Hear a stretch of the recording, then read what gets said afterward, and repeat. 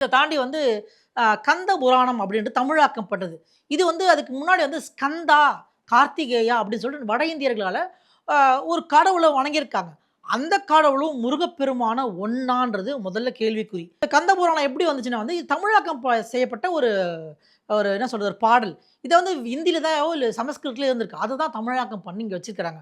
அதனால என்ன சொல்றேன்னா, கார்த்திகேயா, ஸ்கந்தான்றவங்க வேற ஒருத்தவங்க. முருகர்ன்ற ஒருத்தவங்க. இத பல 1000 வருடங்களுக்கு முன்னாடி ஒரு 1000மோ இல்ல 1300 வருடங்களோ, இல்ல 1800 வருடங்களுக்கு முன்னாடி சில பல கூட்டம் வந்து எல்லாத்தையும் ஒன்றிணைச்சது. பக்தியின் பாலால செஞ்சாங்களா? இல்ல எல்லாரும் ஒற்றுமையா இருக்க செஞ்சாங்களான்னு தெரியல. ஆனா வந்து தமிழ் கடவுளா எல்லாருமே பார்த்தது முருகப்பெருமான தான். அவங்களுக்கும் இந்த கார்த்திகேயாக்கும், ஸ்கந்தாக்கும் என்ன சம்மந்தம் இருக்குன்னு தெரியல. ஒருவேள இந்த கந்தாவும், கார்த்திகேயாவும் அங்கருந்து இங்க வந்ததால, அவங்க வரல.